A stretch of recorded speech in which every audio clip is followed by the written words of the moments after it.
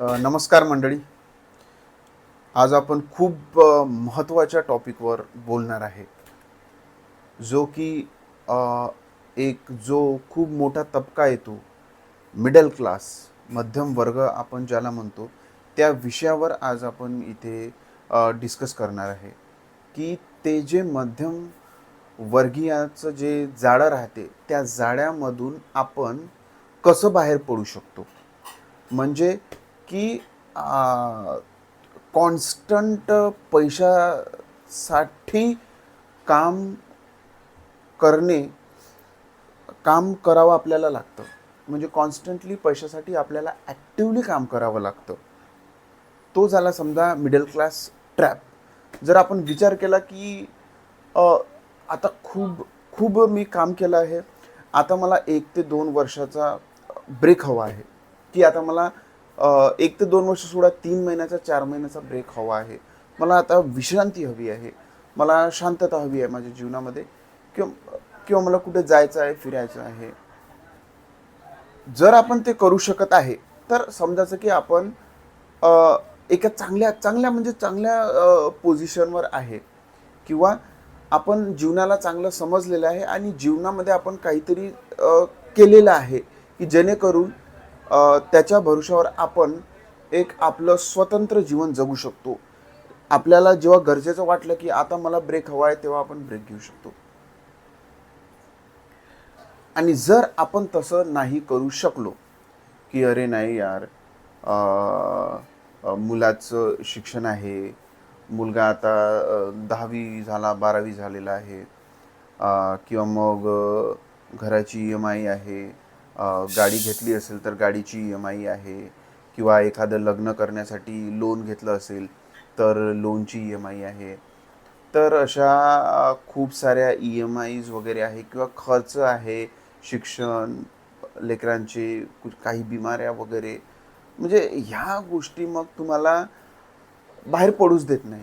तो जो ते जाळं आहे, त्या त्या जाळ्यामधून, त्या ट्रॅपमधून आपल्याला बाहेर निघूच देत नाही या गोष्टी. तर आज आपण या व्हिडिओमध्ये हेच पाहणार आहे, की ह्या गोष्टी आपण कशा टाळू शकतो, जेणेकरून आपण एक स्वतंत्र, आनंदी, फ्रीडमवालं जीवन जगू शकू. तर त्याच गोष्टीकडे आपल्याला लक्ष द्यायचं आहे. आणि आज आपण या व्हिडिओच्या माध्यमातून आपण तेच पाहणार आहे, की जो हा मिडल क्लास ट्रॅप आहे, तो आपल्याला कसा एस्केप करता येईल. तर यासाठी आपण असं नाही की मिडल क्लास कमावतच नाही, अशातला तो भाग नाही आहे. तर आपण या गोष्टीकडे थोडं लक्षपूर्वक पाहू, की मिडल क्लास हा मध्यमवर्गीय माणूस हा सतत पैशाच्या तडजोडीत राहतो, सतत पैशासाठी काम करत राहतो.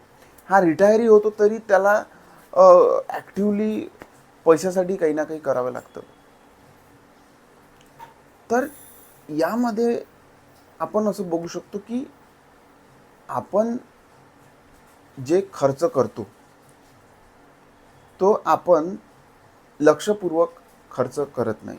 जो मध्यमवर्गीय आहे तो, जेही आपण असे प्रिव्हिलेज्ड कॅटेगरीतले लोक जेव्हा पाहतो, ज्यांनी चांगली कमाई केलेली आहे आणि ज्यांनी असे साधनं तयार केलेले आहे, की ते साधनं त्यांच्यासाठी आता पैसा कमावून देत आहे. म्हणजे एक मालमत्ता म्हणा, ॲसेट म्हणा, त्यांनी तयार केलेली आहे आणि ती ॲसेट आता त्यांच्यासाठी पैसा कमावत आहे.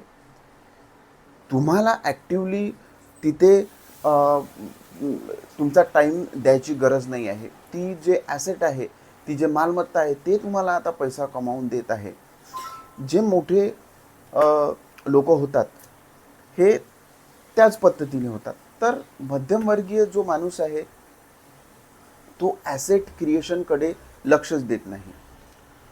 तो सुरुवातीला आपण असं काहीतरी तयार करून ठेवू, की जेणेकरून त्या माध्यमातून आपल्याला एक कॉन्स्टंट इन्कम येत राहील.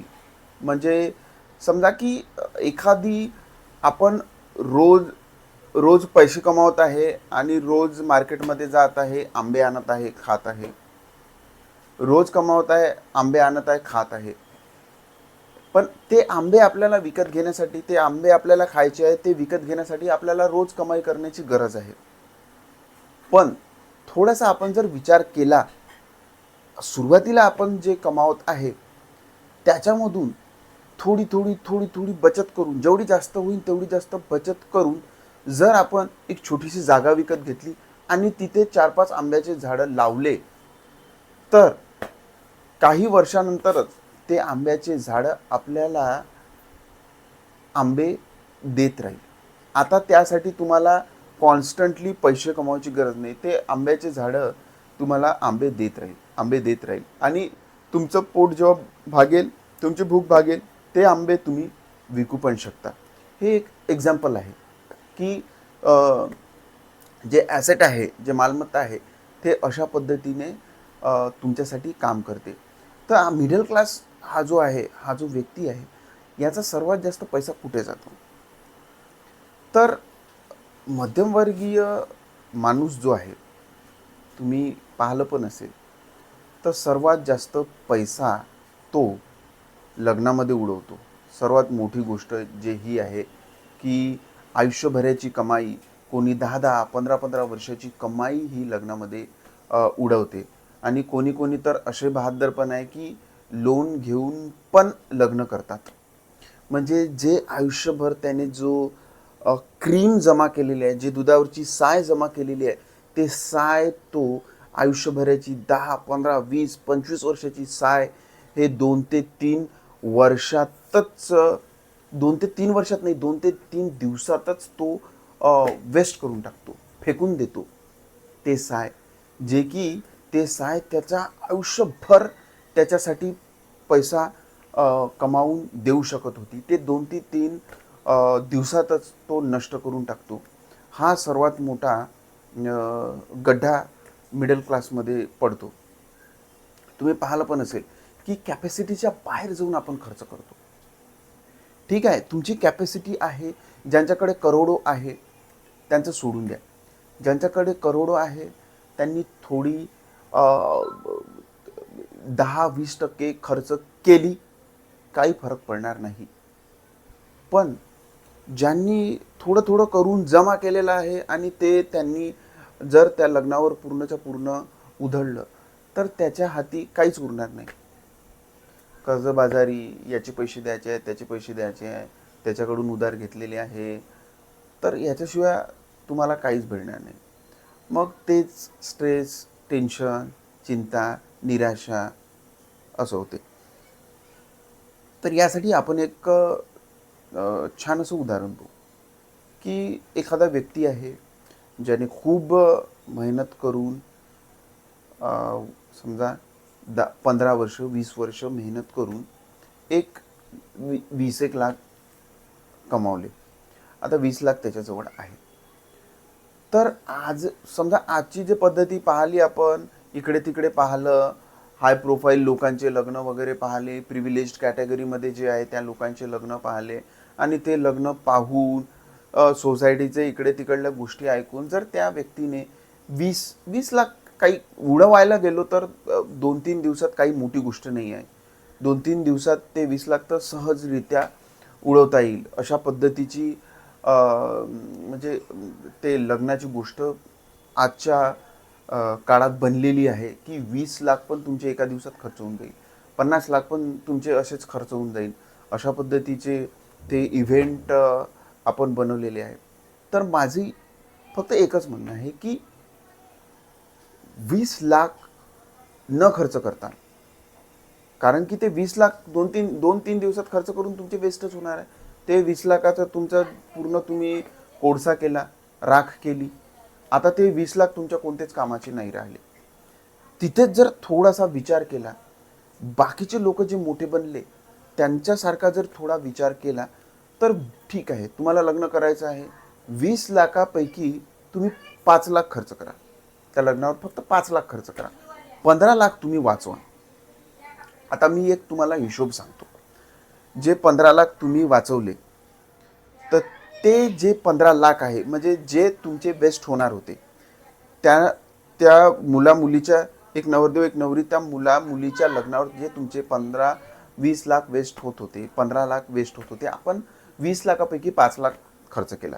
ठीक आहे, मी मान्य करतो की प्रत्येकाची इच्छा असते की थोडंसं लग्न करावं. ठीक आहे, 5 लाखामध्ये तुम्ही लग्न करा ना. बेसिक जेवण द्या, बेसिक एखादं फंक्शन ठेवा ना. असं नाही की बघ बिलकुलच काही नाही. ठीक आहे, 5 लाख तुम्ही करा, 25% त्यामधले तुम्ही खर्च करा, तरी तुमच्याजवळ आता 15 लाख शिल्लक आहे. तर आता एक सिंपल कॅल्क्युलेशन आपण बघू.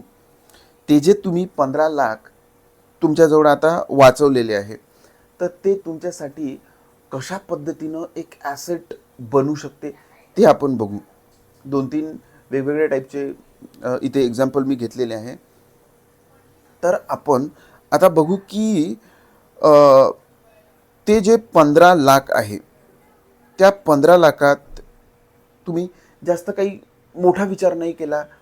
ठीक आहे, तो 15 लाख आपल्याला उरले आहे, तर 2 ते 3 एकर त्या हिशोबानुसार एखादी तुम्ही जर जमीन घेतली एखाद्या गावामध्ये, कुठे पण 2 ते 3 एकर जमीन घेतली त्या 15 लाखामध्ये.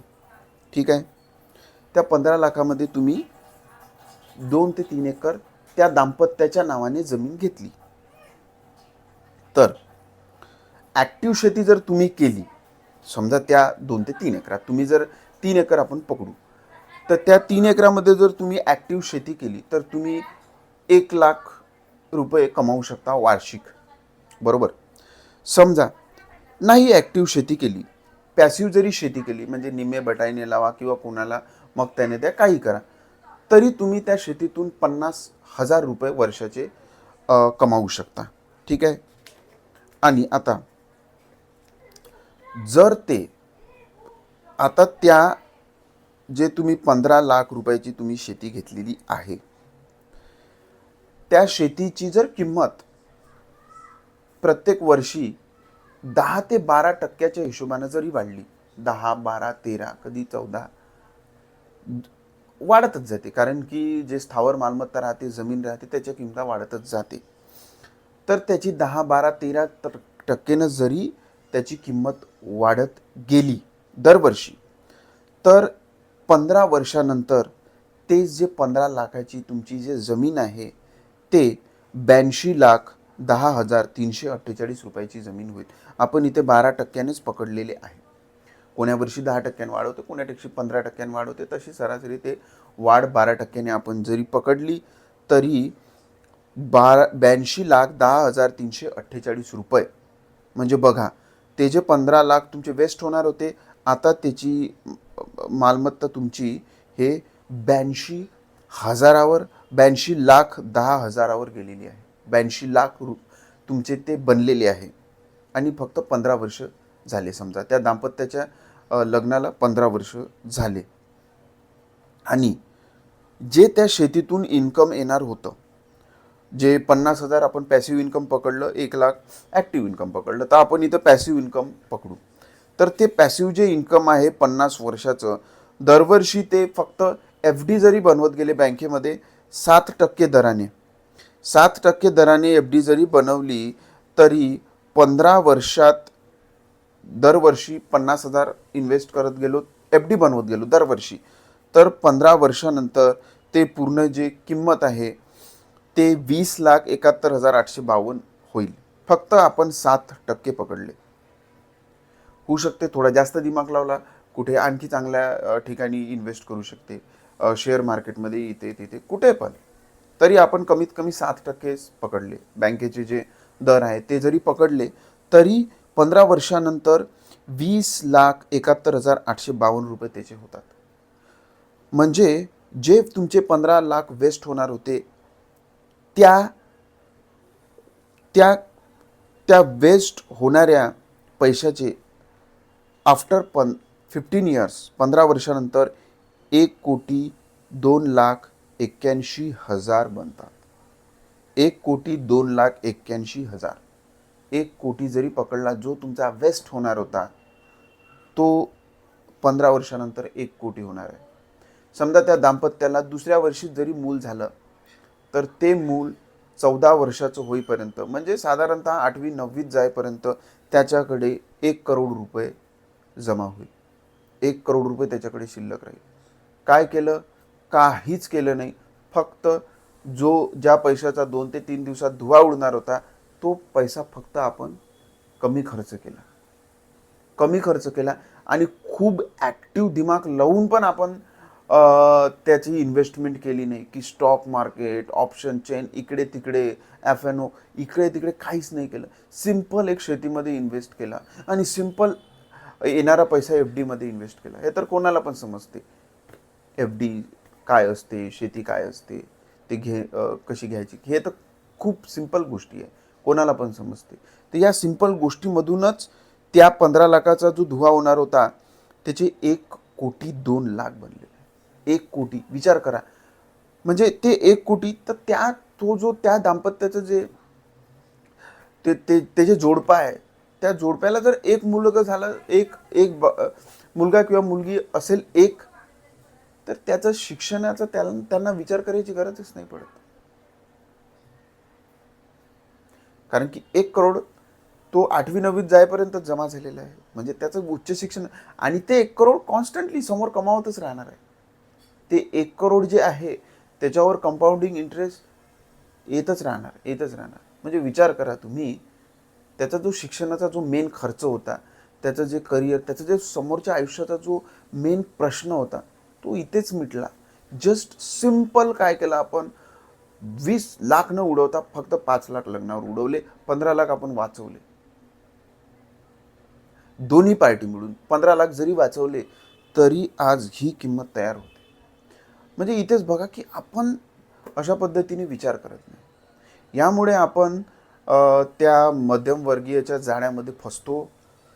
आणि मग याला दोष, त्याला दोष, सरकारला दोष, हे सिस्टम, ते सिस्टम, यांनी पैसा कमावला, त्याला हांडा सापडला, काही फायदा नाही. आपण विचार केला पाहिजे कुठे.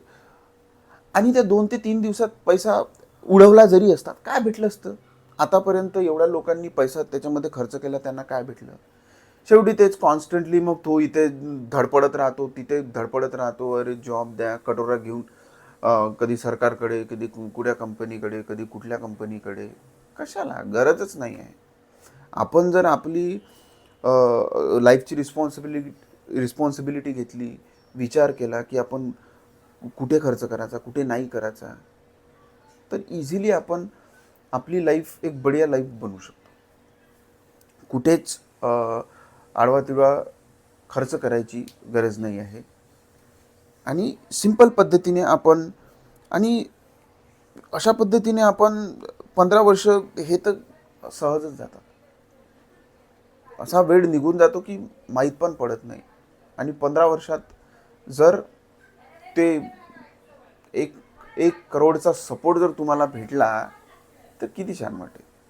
म्हणजे तुम्हाला जे कॉन्स्टंट एक टेन्शन राहणार होतं ते राहिलंच नाही, ते मिटून गेलं. प्लस या लग्नांवर आपण दरवर्षी आपल्या रिलेटिव्ह फॅमिलीमध्ये लग्न राहतात. तर लग्न असले की आपण 2 ते 3 लग्न मिनिमम राहतात. 4-5 पण जाऊ शकते किंवा 1-2 पण होऊ शकते. तर त्या लग्नावर नाही निदान आपण 3-4, 4-5, 4-5 हजार जरी पकडले, याच्यापेक्षा जास्तच खर्च करतो. स्वतःच्या कपड्यावरच आजकाल खूप खर्च होऊन जातो. तर नाही निदान 25 ते 30 हजार रुपये खर्च असाच होऊन जातो. असाच डोळे मिटून तो 25 ते 30 हजार खर्च होतो. तो फिजूल खर्च होतो. तर काय करतो की आपण त्यांना कपडे घेतो, ते आपल्याला कपडे घेते. यामध्ये काय आहे की ना यांचा फायदा, म्हणजे नेट काय प्लस मायनस 0 झालं. यांनी 10,000 त्यांच्यावर खर्च केले, त्यांनी 10,000 यांच्यावर खर्च केले. काय फायदा झाला? फायदा दुकानदाराचा झाला. यालाही काही म्हणजे नेट गेन यालाही काही नाही झाला, नेट गेन त्यांनाही काही नाही झाला. फायदा झाला तो कपड्याच्या दुकानदाराचा, आणि ह्या दोन्ही पार्टीचा घाटा झाला. त्याच्यापेक्षा थोडासा विचार केला, पैसा वाचवला, थोडासा जरी 50% 60% जरी वाचवला, तरी 15 ते 20 हजारामध्ये एक छान हेल्थ इन्शुरन्स तुम्ही जर फॅमिलीसाठी घेतला, तोच जो फिजूल खर्च, मी म्हणत नाही की तुमचा जो मेन गोष्टी, म्हणजे काही तुम्हाला वस्तू घ्यायचा आहे, टी व्ही घ्यायचा आहे, मोबाईल घ्यायचा आहे, छान काही शिकायचं आहे, कुठे फिरायला जायचं आहे, तो खर्च तुम्ही बिंदास करा. स्वतःला काही स्किल डेव्हलप करायची आहे, तो खर्च बिनधास्त करा. त्यामध्ये तुमच्या लाईफमध्ये व्हॅल्यू ॲडिशन करायची आहे, तो खर्च बिनधास्त करा. हा जो फिजूल जो खर्च आहे त्याच्यामध्ये जरी थोडे वाचवले, 50-60% जरी वाचवले, तरी एक 15,000 ते 20,000चा छान तुम्ही एक फॅमिलीसाठी फॅमिली फ्लोटर हेल्थ इन्शुरन्स जर घेतला, तर तुम्हाला हेल्थकडे कॉन्स्टंटली चिंता टेन्शनची गरज नाही. 15,000 ते 20,000 खूप छान हेल्थ इन्शुरन्स येते. एखाद्या वेळेस फॅमिलीवर संकट आलं एखाद्या मोठ्या बिमारीचं, की 1-2 लाख रुपये खर्च होणार आहे, तर तुम्हाला कुठेच तुमच्या जे सेविंग आहे आणि फायनान्शियल कंडिशनमध्ये आहे कुठेच गड्डा पडणार नाही. 15,000 जाऊ द्या ना, नाहीतरी तो इकडे तिकडे वेस्ट जाणार होता. 15-20,000 एक सिक्युरिटीसाठी, एक मानसिक शांततेसाठी तुम्ही खर्च केला. आणि नाही कोणाला काही झालं तर वेल अँड गुड. जर झालं कोणाला काही, तर तो हेल्थ इन्शुरन्स आहे हेल्प करण्यासाठी. तर एखादी समजा मोठी बिमारी आली जिथे 1-1.5 लाख 2 लाख खर्च होणार आहे, तो इझिली तुमची हेल्थ इन्शुरन्स कंपनी तुम्हाला देऊ शकते. आणि तुम्ही निश्चिंत होऊन राहू शकता की एकदम काही आजार झाला, काही बिमारी झाली, तर तुम्हाला एकदम असं टेन्शनमध्ये येण्याची गरजच नाही आहे. तर थोडासा विचार केला तर आपण इझिली ह्या मिडल क्लास ट्रॅपमधून खूप सोप्या पद्धतीने बाहेर येऊ शकतो आणि एक शांत चित्ताने आनंदी जीवन जगू शकतो. फक्त थोडासा विचार करण्याची गरज आहे.